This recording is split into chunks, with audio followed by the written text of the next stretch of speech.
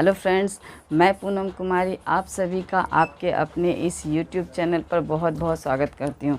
दोस्तों, हम लोग भारतीय राज्य व्यवस्था के तरफ बढ़ चले हैं और भारतीय राज्य व्यवस्था में जो हम लोग बहुत सारे टॉपिक्स को पढ़ चुके हैं। तो हम लोग भारतीय राज्य व्यवस्था में चूँकि बहुत आगे बढ़ चुके हैं, बहुत चीज़ को पढ़ चुके हैं, तो हम लोग आइए देखते हैं कि जो भारत में जो संसदात्मक व्यवस्था अब अपनाई गई है, उस संसदात्मक व्यवस्था की क्या खासियत है और हमने उस संसदात्मक व्यवस्था में क्या क्या पढ़ा है। तो दोस्तों, भारत में हम लोग जानते हैं कि संसदात्मक शासन प्रणाली को अपनाया गया है, जिसकी खासियत की अगर हम लोग बात करें तो इसमें एक संवैधानिक हेड होते हैं और एक जो है आपके वास्तविक हेड होते हैं। तो संवैधानिक हेड की अगर हम लोग बात करें दोस्तों, तो संवैधानिक हेड में आपके हो जाएंगे राष्ट्रपति और वास्तविक हेड में प्रधानमंत्री हो जाएंगे। तो संवैधानिक हेड के हेल्प के लिए है जो वास्तविक प्रधान के पद का निर्माण किया गया है।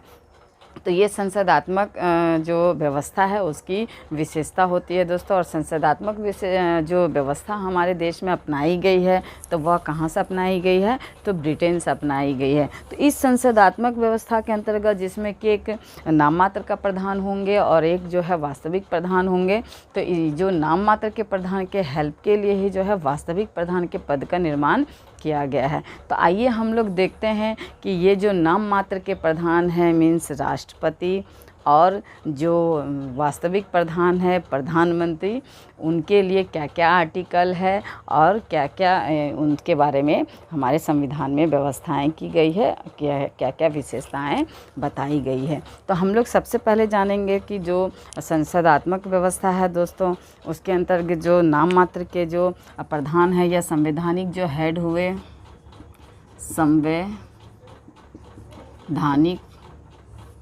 प्रधान तो कौन हुए दोस्तों, तो राष्ट्रपति।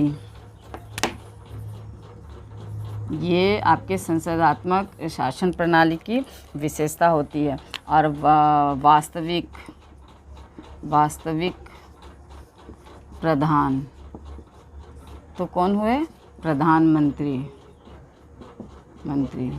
तो ये जो संवैधानिक प्रधान है राष्ट्रपति, इनके ही हेल्प के लिए जो है ये वास्तविक प्रधान के पद का निर्माण किया गया है। तो हम लोग आइए जानते हैं कि ये जो राष्ट्रपति जो कि संवैधानिक प्रधान है, नाम मात्र के प्रधान है, उनके हेल्प के लिए जो प्रधानमंत्री के पद का सृजन किया गया है, तो उनकी क्या विशेषता है और किन आर्टिकल्स में इसका वर्णन किया गया है। तो दोस्तों, आर्टिकल्स की अगर हम लोग बात करें तो आर्टिकल आपका 74 में यह कहा गया है,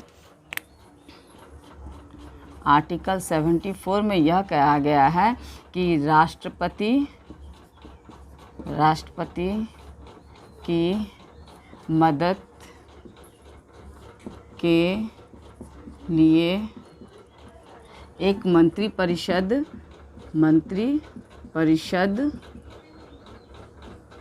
होगी। तो यह राष्ट्रपति की मदद के लिए एक मंत्री परिषद होगी। यह किस आर्टिकल में कहा गया है दोस्तों, तो आर्टिकल 74 में यह कहा गया है।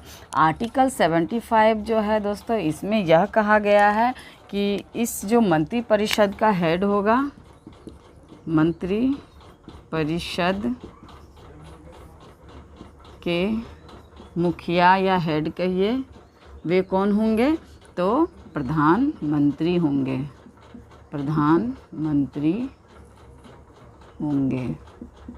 ये आर्टिकल आपका 75 कहता है कि वो जो यानी आर्टिकल 75 में जो यह कहा गया कि राष्ट्रपति की मदद के लिए जो है कौन होंगे, तो मंत्री परिषद होंगे। और इस मंत्री परिषद के हेड कौन होंगे, तो आपके प्रधानमंत्री होंगे।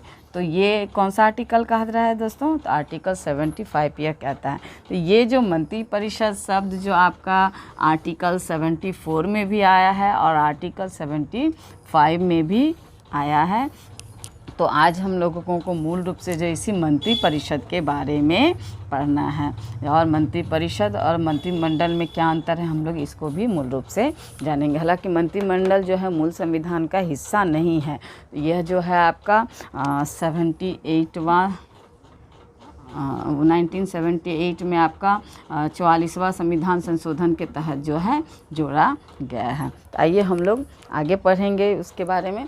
तब तक हम लोग आगे बढ़ते हैं कि ये जो मंत्रिपरिषद शब्द है, ये मंत्रिपरिषद शब्द का जो है जिसका वर्णन आर्टिकल 74 और 75 में किया गया है, तो इसका अर्थ क्या है और कौन कौन लोग जो है इसमें शामिल होते हैं।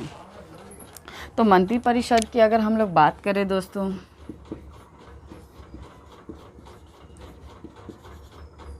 तो सबसे पहले तो हम लोग जानते हैं कि मंत्रिपरिषद में जो लोग शामिल होते हैं तो उनको शपथ कौन दिलाते हैं, उनकी योग्यता क्या है, उनकी नियुक्ति कैसे है, पहले हम लोग ये जानेंगे, फिर मंत्रिपरिषद और मंत्रिमंडल को जानेंगे।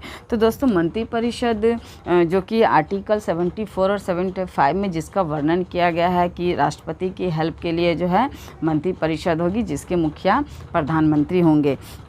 तो ये जो मुखिया होंगे प्रधानमंत्री मंत्रिपरिषद के, तो इस मंत्रिपरिषद का निर्माण चूँकि राष्ट्रपति के हेल्प के लिए किया जा रहा है दोस्तों, तो कुछ ना कुछ तो उसके लिए प्रावधान होगा ही। मीन्स कि इसकी नियुक्ति कैसे होगी, वो उनका शपथ कैसे होगा, वो त्यागपत्र किनको देंगे, उनकी योग्यताएं क्या होगी, कुछ ना कुछ तो निर्धारण किया ही गया होगा।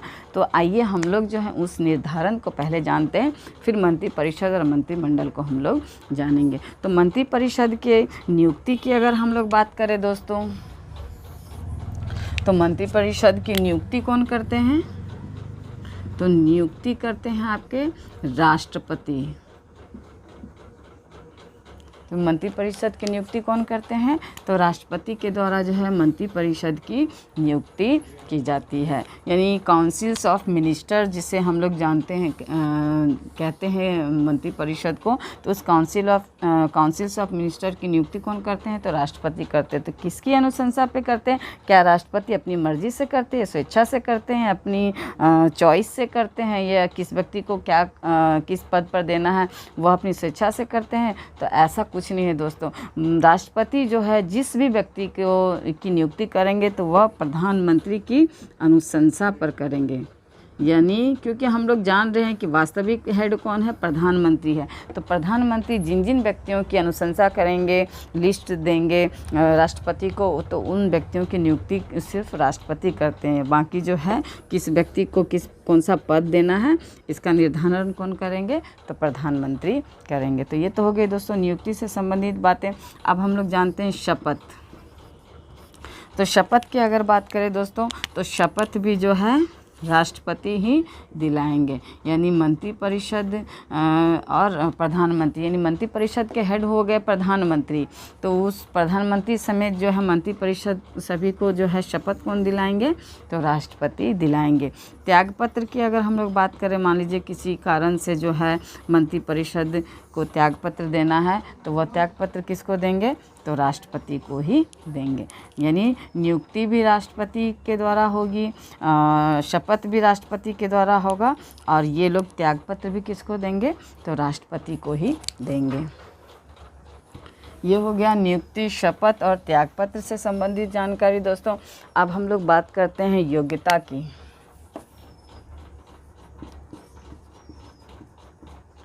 तो योग्यता की अगर बात करें दोस्तों, तो कोई भी व्यक्ति जो कि संसद के किसी भी सदन का मेंबर हो, चाहे लोकसभा का हो चाहे वह राज्य सभा का हो, तो लोकसभा या राज्यसभा, यानी हम लोग जानते हैं कि संसद के दो सदन हैं, एक लोकसभा और एक राज्यसभा। तो लोकसभा क्या है, आपका जनता का सदन है। इसमें जो प्रत्यक्ष रूप से निर्वाचित होकर के जो है नेता लोग जो हैं जाते हैं और शासन की बागडोर संभालते हैं। तो कोई भी लोकसभा का मेंबर हो चाहे राज्यसभा का मेंबर है, वह क्या हो सकता है, मंत्रिपरिषद का सदस्य हो सकता। मान लीजिए कि वो कोई व्यक्ति लोकसभा का भी मेंबर नहीं है, वह राज्यसभा का भी मेंबर नहीं है, फिर भी वह मंत्री हो सकता है। कैसे हो सकता है बताते हैं। तो मान लीजिए कि मैं हूँ और ना तो मैं लोकसभा की मेंबर हूँ ना मैं राज्यसभा की मेंबर हूँ, फिर भी मैं मंत्री बन सकती हूँ। हालांकि मैं मंत्री हूँ नहीं, लेकिन एक उदाहरण के तौर पर बता रही हूँ कि मान लीजिए मैं लोकसभा के भी मेंबर नहीं हूँ, मैं राज्यसभा के भी मेंबर नहीं हूँ, लेकिन मैं मंत्री बन सकती हूँ। लेकिन उसमें भी कंडीशन क्या है कि 6 माह के भीतर, 6 माह के भीतर, यानी अगर मैं मंत्री बनी बिना लोकसभा और राज्यसभा की सदस्यता के। तो 6 माह के भीतर, यानी जब मैं मंत्री बनी उसके 6 माह के भीतर जो है मुझे चाहे लोकसभा की चाहे राज्यसभा की सदस्यता जो है ग्रहण करनी होगी, तभी जो है मेरा मंत्री का पद जो वैलिड होगा। नहीं तो मुझे 6 माह के बाद जो है अपने पद का त्याग करना होगा, यानी मंत्री पद का जो है त्याग करके मुझे एक नॉर्मल आदमी, नॉर्मल इंसान के रूप में, नॉर्मल व्यक्ति, नॉर्मल नागरिक के रूप में फिर से आना होगा। तो बिना लोकसभा और राज्यसभा की सदस्यता के भी कोई व्यक्ति मंत्री बन सकता है, प्रधानमंत्री बन सकता है, यानी मंत्री परिषद में शामिल हो गए मीन्स आप प्रधानमंत्री भी बन सकते हैं। तो वह किंतु उसे 6 माह के भीतर जो है लोकसभा चाहे राज्यसभा की सदस्यता हासिल करनी होगी। तो ये क्लियर हो गया दोस्तों योग्यता से संबंधित बात। अब हम लोग जानेंगे उत्तरदायित्व। उत्तरदायित्व, तो उत्तरदायित्व की अगर हम लोग बात करें दोस्तों, तो उत्तरदायित्व के 2 रूप होते हैं। एक होता है सामूहिक और एक होता है व्यक्तिगत। तो सामूहिक रूप से अगर बात करें दोस्तों, तो जो मंत्री परिषद जो है सामूहिक रूप से जो है लोकसभा के प्रति जो है उत्तरदायी होगी, और व्यक्तिगत रूप से जो है मंत्री परिषद राष्ट्रपति के प्रति उत्तरदायी होगी। क्यों होगी वो भी मैं बताती हूँ दोस्तों। हम लोग जानते हैं कि लोकसभा का ही जो है अध्यक्ष हो, या लोकसभा के बहुमत दल का नेता हो, या लोकसभा का ही जो है लोकसभा के सदस्य को ही जो है सरकार में यानी कार्यपालिका में शामिल होने का हक है। लोकसभा के ही बहुमत दल के नेता को जो है प्रधानमंत्री के पद पर नियुक्त किया जाता है। ये सबको पता होगा जो भी पॉलिटी की बेसिक जानकारी रखते हैं। तो चूँकि लोकसभा के ही सदस्य जो है मंत्री परिषद में शामिल होते हैं, मतलब राज्यसभा के भी सदस्य शामिल हो सकते हैं मंत्री परिषद में, लेकिन लोकसभा के ही यानी ये जो सरकार बनती है दोस्तों वह कैसे बनती है। तो लोकसभा चूँकि जो है प्रत्यक्ष रूप से प्रत्यक्ष निर्वाचन, यानी लोकसभा के सदस्य कैसे निर्वाचित होते हैं दोस्तों, तो प्रत्यक्ष रूप से निर्वाचित होते हैं। इन्हीं के द्वारा जो है सरकार का निर्माण किया जाते हैं। कभी भी जो है लोकसभा के बहुमत दल के नेता को ही जो राष्ट्रपति जो है आपका प्रधानमंत्री के लिए आमंत्रित करेंगे, नियुक्त करेंगे। कभी भी राज्यसभा के जो है बहुमत दल के नेता को जो है राष्ट्रपति कभी भी जो है निमंत्रित नहीं करेंगे, आमंत्रित नहीं करेंगे, नियुक्त नहीं करेंगे प्रधानमंत्री के पद पर। तो इसलिए जो है सामूहिक रूप से चूँकि लोकसभा के सदस्यों का ही जो है कार्यपालिका पर अधिकार होता है, वो शासन करते हैं। तो इसलिए जो है प्रत्यक्ष रूप से जो है आपका ये लोकसभा के प्रति जो है मंत्री परिषद उत्तरदायी होते हैं। अब व्यक्तिगत रूप से अगर बात करें तो व्यक्तिगत रूप से ये राष्ट्रपति के प्रति उत्तरदायी होते हैं। क्यों होते हैं? क्योंकि राष्ट्रपति के ही हेल्प के लिए आपका मंत्री परिषद का निर्माण ही किया गया है। राष्ट्रपति के ही हेल्प के लिए, राष्ट्रपति के ही शक्तियों का उपयोग के लिए, और राष्ट्रपति के द्वारा ही नियुक्ति होती है। राष्ट्रपति को ही ये अपना शपथ देते हैं, राष्ट्रपति के को ही यानी राष्ट्रपति के द्वारा इनको शपथ दिलाया जाता है, राष्ट्रपति को ये अपना त्यागपत्र देते हैं। तो इसलिए व्यक्तिगत रूप से जो है राष्ट्रपति के प्रति जो है उत्तरदायी होते हैं। तो इतना तो समझ में आ गया होगा दोस्तों, कॉन्सेप्ट क्लियर हो गया कि उत्तरदायित्व की अगर हम लोग बात करें तो सामूहिक रूप से लोकसभा के प्रति और व्यक्तिगत रूप से जो है राज्यसभा के प्रति ये उत्तरदायी होते हैं। अब हम लोग अधिकतम संख्या और न्यूनतम संख्या की बात करते हैं, यानी कि जो है ये जो मंत्री परिषद में अधिकतम संख्या कितनी हो सकती है और न्यूनतम संख्या कितनी हो सकती है। तो अधिकतम संख्या की अगर हम लोग बात करें दोस्तों, तो अधिकतम संख्या जो है आपका 91 संविधान संशोधन हुआ था आपका 2003 में। तो उसके अंतर्गत क्या किया गया दोस्तों, 51वां संविधान संशोधन जो कि 2003 में किया गया। उसके अंतर्गत क्या किया गया कि कुल सदस्य संख्या का 15% से अधिक नहीं होना चाहिए, नहीं होना चाहिए। तो आपका 545 है लोकसभा की सदस्य संख्या, उसका 15% आपका हो जाएगा दोस्तों लगभग 81 या 82 मेंबर जो है आपका मंत्री परिषद की सदस्य संख्या होगी इसके अकॉर्डिंग। तो आपका 51वां संविधान संशोधन जो कि 2003 में हुआ था, उसके अंतर्गत क्या किया गया कि कुल सदस्य संख्या का 15% से अधिक जो है मंत्री परिषद में सदस्य नहीं होने चाहिए, कम हो सकते हैं पर इससे अधिक नहीं हो सकते। न्यूनतम की बात करें तो 11 जो है, यानी कम से कम 11 मेंबर जो है न्यूनतम मंत्री परिषद में होने ही चाहिए। तो ये हो गया अधिकतम और न्यूनतम से संबंधित जानकारी। अब हम लोग देखते हैं कि मंत्री परिषद में शामिल जो मंत्री है कौन कौन स्तर के होते हैं और उनके क्या क्या कार्य है, ये सब हम लोग जानने का प्रयास करते हैं। फिर मंत्रिमंडल को भी हम लोग जानेंगे। तो सबसे पहले हम लोग किसको जानेंगे दोस्तों? मंत्री परिषद।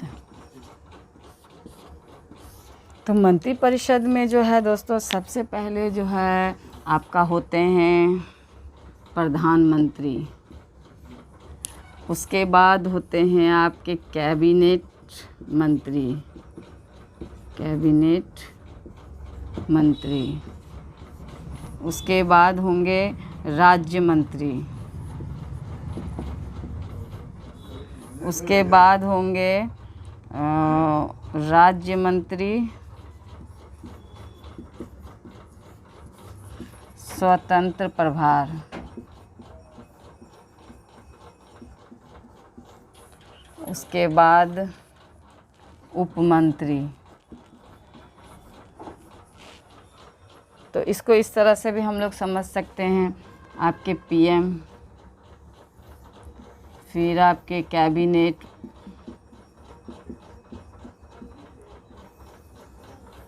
फिर राज्य मंत्री,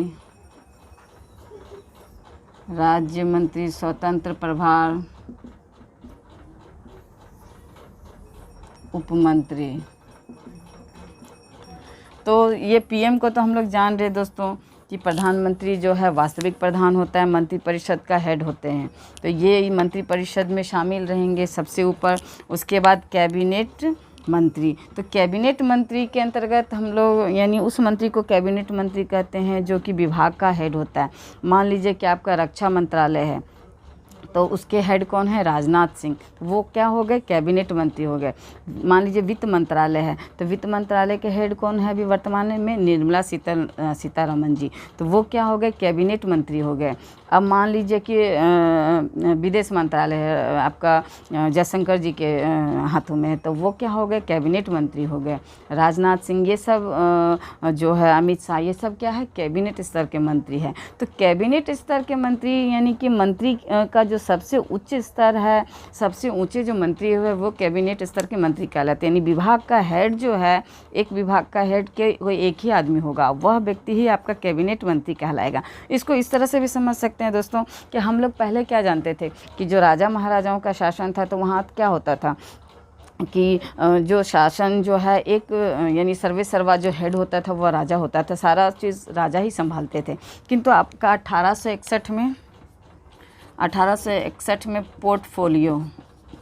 पोर्टफोलियो व्यवस्था आई आपका लॉर्ड कैनिंग के नेतृत्व में। तो इसके तहत क्या किया गया दोस्तों? विभागों का बंटवारा किया गया, यानी डिपार्टमेंट विभाग का जो निर्माण है वह कहाँ किया गया? तो आपका पोर्टफोलियो 1861 में लॉर्ड कैनिंग के द्वारा। तो उस समय से क्या किया गया दोस्तों कि प्रत्येक कार्य के आधार पर विभाग का निर्माण किया गया और उस विभाग के आधार पर जो मंत्रियों की नियुक्ति की जाती है। तो कैबिनेट स्तर का मंत्री जो है सबसे उच्च मंत्री हो गया, यानी उस विभाग का एक हेड होगा। जैसे रक्षा मंत्रालय हो गया, रेलवे मंत्रालय हो गया, आपका विदेश मंत्रालय हो गया, वित्त मंत्रालय हो गया, इसका जो हेड होगा वह क्या होगा? कैबिनेट मंत्री होगा। उसके बाद आता है राज्य मंत्री। तो अब मान लीजिए जो कि भारत दुनिया का सबसे बड़ा लोकतंत्र है और अगर जनसंख्या की बात करें तो जनसंख्या भी जो है सेकेंड लार्जेस्ट कंट्री है आपका वर्ल्ड का भारत। तो उतने बड़े देश के जो है कैबिनेट जो है मंत्री एक उस कार्य को यानी इतने बड़े देश के कार्य को नहीं संभाल सकते। मान लीजिए रक्षा मंत्रालय राजनाथ सिंह के हैं तो क्या अकेला रक्षा मंत्रालय राजनाथ सिंह जी संभाल सकते हैं? नहीं संभाल सकते। निर्मला सीतारमण जी है वित्त मंत्रालय, तो इतने बड़े देश का वित्त की सारी व्यवस्था क्या निर्मला जी संभाल सकती है? नहीं संभाल सकती। तो ये इन्हीं सारी परेशानियों के लिए चूँकि वर्कलोड ज़्यादा होता है, काम बहुत बृहद पैमाने पर होता है, तो उनके मदद के लिए जो है आपका राज्य मंत्री का पद जो है निर्माण किया गया। यानी कैबिनेट मंत्री के हेल्प के लिए जो है प्रत्येक राज्य में एक राज्य मंत्री होगा, एक ही होगा दोस्तों। राज्य मंत्री का अर्थ ये नहीं है कि प्रत्येक राज्य से एक एक मंत्री जो है इनके हेल्प के लिए आएगा, प्रत्येक राज्य से नहीं आएगा, बल्कि हर कैबिनेट मंत्री के लिए एक ही राज्य मंत्री का जो है पद रखा गया। यानी प्रत्येक कैबिनेट मंत्री के लिए एक राज्य मंत्री होंगे। अब ये राज्य मंत्री स्वतंत्र प्रभार आता है तीसरे, तो इसको पहले जानने से पहले हम लोग उप मंत्री को जानते हैं दोस्तों। तो कैबिनेट मंत्री के हेल्प के लिए राज्य मंत्री हो गए, राज्य मंत्री के हेल्प के लिए जो है आपका उप मंत्री हो गए। अब हम लोग जानते हैं कि राज्य मंत्री स्वतंत्र प्रभार, तो ये राज्य मंत्री स्वतंत्र प्रभार क्या है दोस्तों? तो ये जो है आपका कैबिनेट मंत्री जब मान लीजिए कि किसी कारणवश बीमार पड़ गए या अस्वस्थ है या कोई बाहरी परेशानी है, किसी तरह की कोई भी समस्या है, कोई भी परेशानी है, तो वह किसी भी कारणवश अगर अपने पद का निर्वहन नहीं कर पा रहे हैं, अपने पद को नहीं संभाल पा रहे हैं और उससे रिलेटेड काम नहीं कर पा रहे हैं, जैसे कि सुषमा स्वराज जी बहुत समय तक बीमार थी, विदेश मंत्रालय जब उनके अंदर था तो वो विदेश गई थी इलाज के लिए, तो उस टाइप की कंडीशन अगर आए तो वहाँ कैबिनेट मंत्री जब अपना कार्यभार नहीं संभाल सकते हैं तो उसके नीचे रहते हैं राज्य मंत्री। तो इनको क्या कर दिया जाता है दोस्तों? इनके प्रभार से मुक्त कर दिया जाता है। यानी इनका जो बोझ है इनके सर पर, राज्य मंत्री के सर पर जो कैबिनेट मंत्री का बोझ है, क्योंकि कोई भी डिसीजन जो है कैबिनेट मंत्री लेंगे, ना राज्य मंत्री को लेने की क्षमता है ना उप मंत्री की लेने की क्षमता है, कोई भी डिसीजन राज्य मंत्री कैबिनेट मंत्री ही लेंगे। तो ये कैबिनेट मंत्री जब नहीं है तो वह उनका भार जो है चूँकि उतर जाता है, वह स्वतंत्र रूप से जो है राज्य मंत्री के ऊपर जो है उनका ये आ जाता है। यानी जो भी डिसीजन लेने की जो क्षमता है वह जो है राज्य मंत्री को हो जाता है, क्योंकि वह स्वतंत्र हो जाते हैं डिसीजन लेने के लिए, क्योंकि कैबिनेट मंत्री अपना पद का जो है निर्वहन नहीं कर पाते हैं, नहीं संभाल पाते हैं, उससे रिलेटेड कार्यों को नहीं देख पाते हैं, तो वहाँ राज्य मंत्री जो है स्वतंत्र रूप से आपका डिसीजन लेने में हो जाते हैं। तो इसीलिए राज्य मंत्री स्वतंत्र प्रभार यह कहा गया। यानी ये समझिए कि आपका इमरजेंसी के लिए इस पद का जो है यूज़ होता है। ये राज्य मंत्री ही जो है ये आपका तीसरे नंबर का मंत्री भी बनते हैं। तो इनका यूज़ शायद ही कभी कभी होता है जब ये मंत्री यानी कैबिनेट स्तर का मंत्री जो नहीं अपने कार्य को वहन नहीं कर पाते हैं तब। और उप मंत्री तो हम लोग जान ही चुके हैं कि राज्य मंत्री के हेल्प के लिए उप मंत्री हुए। तो ये तो हो गया दोस्तों मंत्री परिषद। तो मंत्री परिषद तो आप लोगों को समझ में आ गया होगा। सबसे पहले पीएम, फिर कैबिनेट मंत्री, फिर राज्य मंत्री, फिर स्वतंत्र राज्य मंत्री और फिर उप मंत्री। उसके बाद आता है हम लोग जानेंगे मंत्रिमंडल। तो मंत्रिमंडल की अगर हम लोग बात करें दोस्तों तो मंत्रिमंडल जो है आपका मंत्री परिषद से छोटा है। क्यों छोटा है? क्योंकि इसमें मात्र जो है आपका पीएम होंगे और कैबिनेट मंत्री होंगे, कैबिनेट मंत्री होंगे और एक मंत्री इसमें और भी शामिल किए जाते हैं, वही राज्य मंत्री स्वतंत्र प्रभार। स्वतंत्र प्रभार क्यों? क्योंकि जब कैबिनेट मंत्री नहीं काम करेंगे तभी तो राज्य मंत्री जो है स्वतंत्र प्रभार जो इनकी जिम्मेदारी निभाते हैं। तो बस ये लोग ही जो है इस मंत्रिमंडल में शामिल होते हैं। तो इसलिए जो है मंत्रिमंडल में यानी अगर संख्या की बात करें दोस्तों तो संख्या में मंत्रिमंडल में मंत्रियों की संख्या कम होती है और मंत्री परिषद में संख्या अधिक होती है। किंतु शक्ति की अगर हम लोग बात करें तो शक्ति में मंत्रिमंडल ज़्यादा शक्तिशाली होती है, क्योंकि मंत्रिमंडल में कैबिनेट स्तर के मंत्री होते हैं और प्रधानमंत्री होते हैं। तो डिसीजन जितने भी लेने हैं, जितने भी कार्य नीतियाँ बनेंगी, लागू होंगे, बड़े बड़े डिसीजंस होंगे तो वो मंत्रिमंडल ही लेगी। मंत्री परिषद सिर्फ उन मंत्रिमंडल के द्वारा जो निर्णय लिए जाएंगे, कार्यों का निर्धारण किया जाएगा, मंत्री परिषद उन कार्यों का निर्वहन करेंगे। लेकिन डिसीजन लेने की क्षमता किनके पास है? तो मंत्रिमंडल के पास है। किंतु मंत्रिमंडल जो है दोस्तों मूल संविधान का यह हिस्सा नहीं है। और मंत्री परिषद तो हम लोग देख ही चुके हैं कि 74वां और 75 ये दोनों आर्टिकल में मंत्री परिषद का जिक्र किया है, किंतु ये मंत्रिमंडल का जिक्र जो है मूल संविधान में नहीं किया गया। मैंने पहले ही बताया था 44वां संविधान